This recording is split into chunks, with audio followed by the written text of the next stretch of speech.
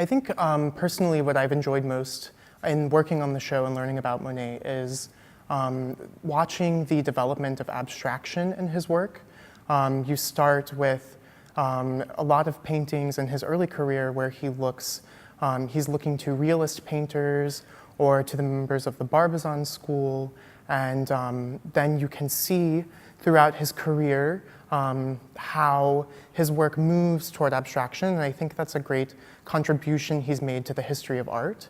When you look at his later paintings of the Japanese bridge or the water lily pond, for instance, I think that you come to appreciate the debt that many abstract artists have to Monet.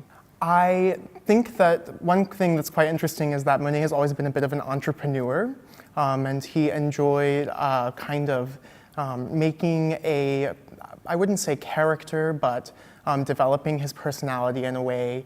He always, even when he was a student, would go everywhere dressed to the nines, and he definitely cultivated, I think, an image of himself as an artist in that way. He had a lot of control, I feel, over how he was received by the art establishment.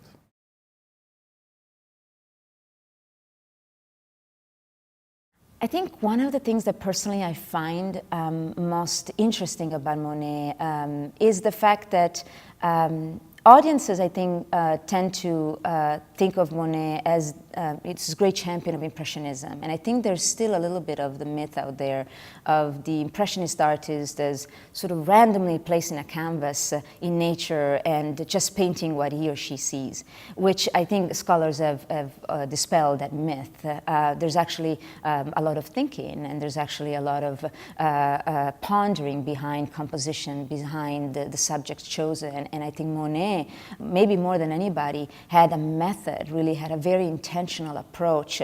It's only seemingly facile sometimes what he depicts. There's actually a strong intention, and even in all the places that he visited, it's quite fascinating to see the choice of place. He will go to the south of France in '84, sunny, warm tonalities, but then in '86 he goes to Belle-Île, dark. He described it as sinister. Then in '88 he goes back to the south of France, this time to Antibes and to Menton.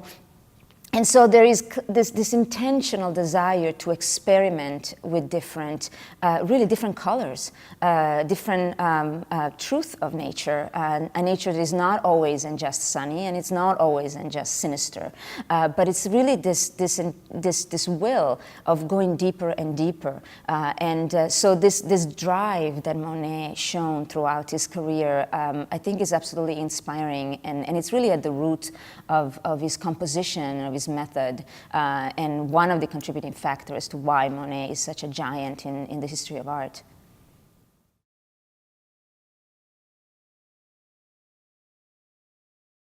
I think one of the things we shouldn't forget about Monet is that he's an exceptional artist in terms of the length of his career and in terms of how versatile he really was as a painter.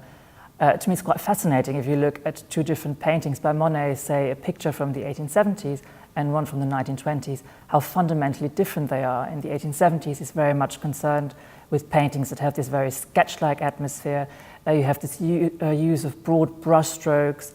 There's a sense of vividness and spontaneity, and they're really very radical for the time. But of course, if you then consider Monet's late work, there's a greater sense of decorative unity.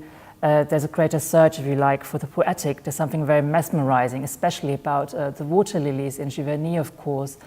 And of course, there's a certain sense of transcendence and the infinite in his late work, where really Monet also talks about his relationship to nature in a sense that evokes the spiritual and the divine. And I think these amazingly different poles between which he moved in terms of development of his art is something that makes him quite unique in the history of modern painting.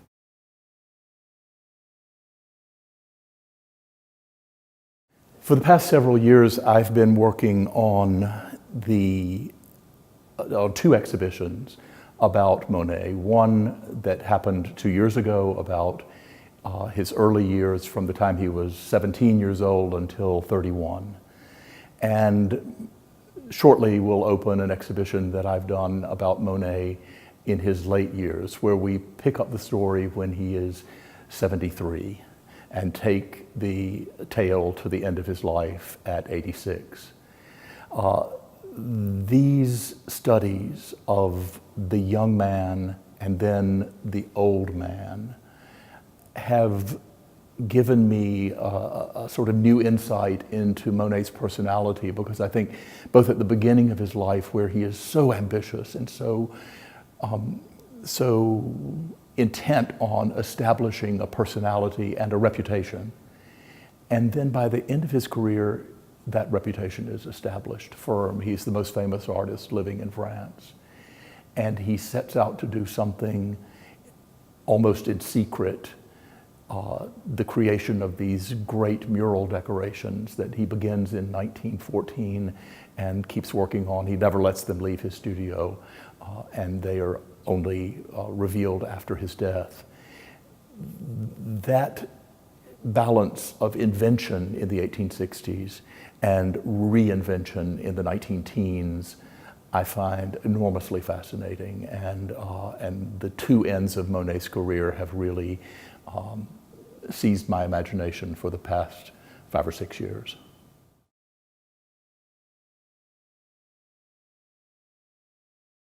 Monet is an artist who was so hard on himself.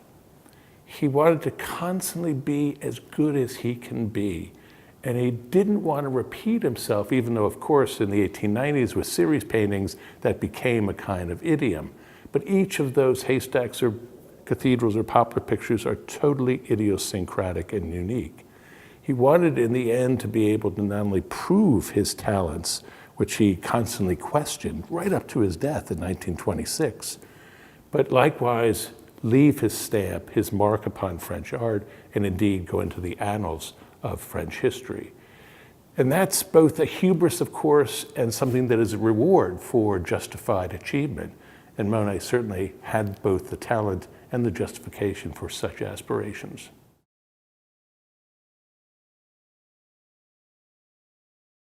Monet est un des grands géants de la peinture. C'est vraiment un artiste impressionnant et je dirais pour 2 raisons. C'est quelqu'un qui va travailler toujours de manière extrêmement droite. Son œuvre a un sens, il n'en déviera jamais.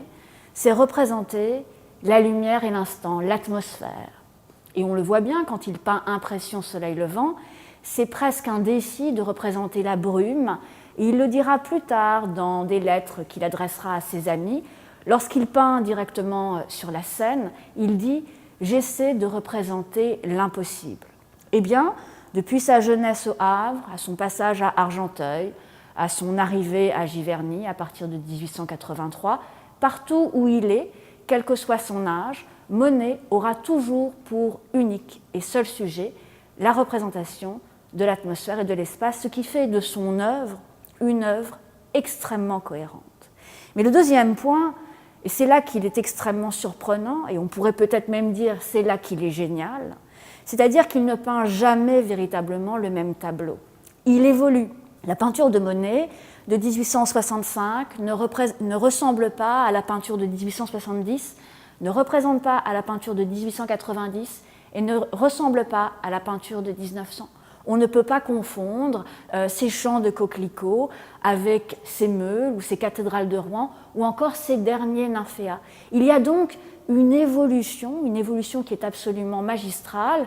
Et si on voulait résumer l'œuvre de Monet, lorsqu'il va commencer à peindre, il va peindre en plein air, donc des tableaux de petit format, généralement avec des vues panoramiques pour montrer l'immensité du monde. Ce sont notamment ces grands champs de coquelicots, ces grands champs d'iris.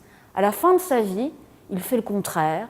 Il travaille dans le secret de son atelier à Giverny sur des toiles monumentales et il représentera une simple fleur pour représenter la lumière et l'espace. Il se renouvelle donc profondément et c'est ce qui fait de lui, bien qu'il soit mort à 86 ans, pour moi un artiste qui a su rester éternellement jeune.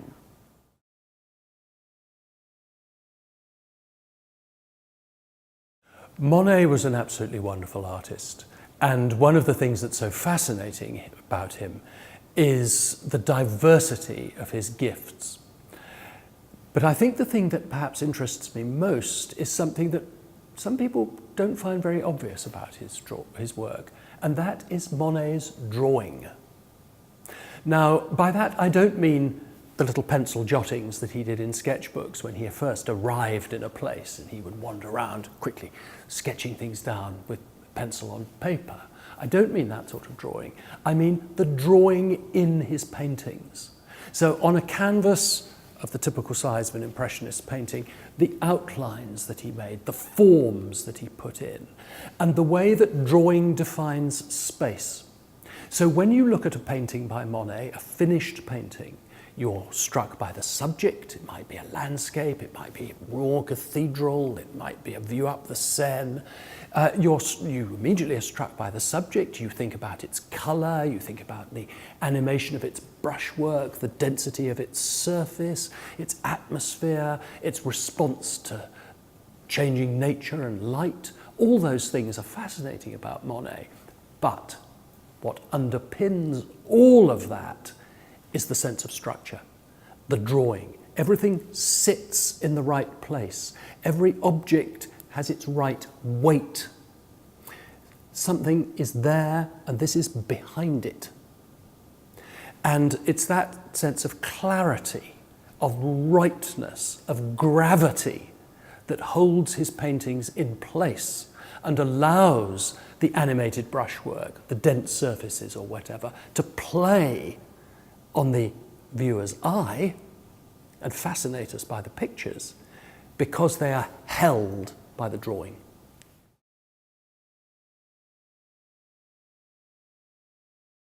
When I was about 8 years old, or maybe 10, my mother used to take me to the Boston Museum of Fine Arts. And I guess like most children, I loved bright colors and, sunshiny pictures. I guess I was probably no different from so many children. Monet has, since that time, always been, I guess, since childhood, a favorite artist of mine. And of course, I've often asked myself, why? I can explain it as a child, but why has he continued to interest and fascinate me? And I think there are perhaps two reasons. For one thing, my professor when I was at university, before I decided to become an art historian, was an expert on Monet, and his lectures were charismatic. He made you really see more than, a child or someone who is passing by without being informed. And one of the things that he emphasized was looking closely. And there was also a lot of new scholarship on Impressionism in my generation. And so I found the interpretations, the approaches very interesting. I had worked on Courbet and on Manet, who were predecessors to Impressionism.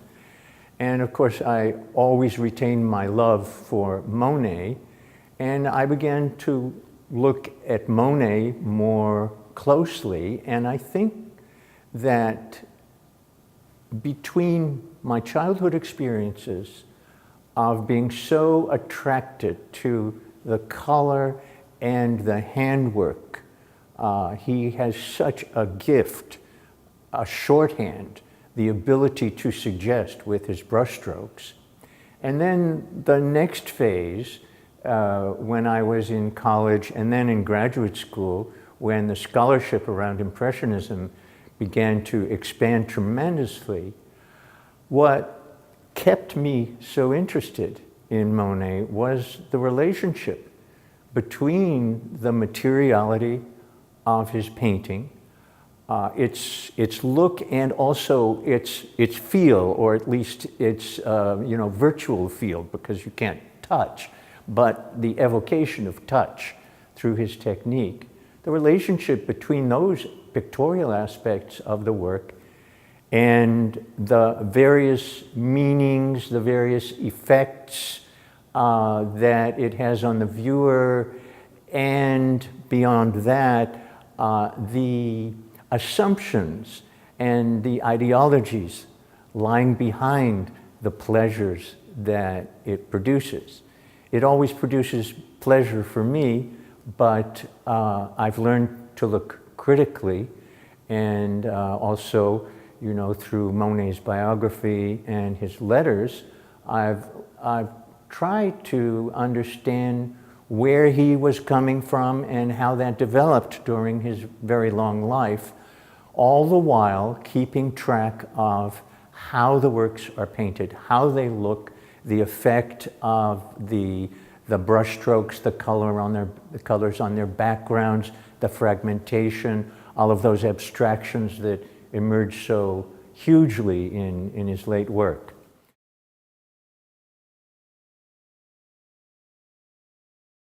Claude Monet is an incredibly accomplished artist, as an artist who had a lot of time in his life, unlike Van Gogh or Monet or others. I mean, really his life was long and very fruitful. And personally, I always was fascinated, and that goes really back to me as a little boy looking at paintings, that he introduced to my eyes the idea that a painting is not depicting something. A painting is an organism. A painting is an entity that is as intense here as there, as there, as there. And that is, of course, the water lilies, where you look at it and you intuitively understand this is not about depicting a beautiful pond of water lilies. This is really understanding that an artwork is a being, is an entity in itself, and lives from the energy of brushstrokes, of light, of colors, of density and lightness, and really the magnetism of form, shape, and color. And going back to my first encounters with art, really as a little boy in a museum or in books, actually in my case, it was often in books. They were quite popular to have big, beautiful coffee table books. And when I was a kid, and I browsed through these, and I always stopped at Monet because it was kind of weird. It didn't depict a dog or a house or a woman or something. It really just depicted color and energy, and that was something that I found obviously very fascinating and stuck with me for the rest of my life.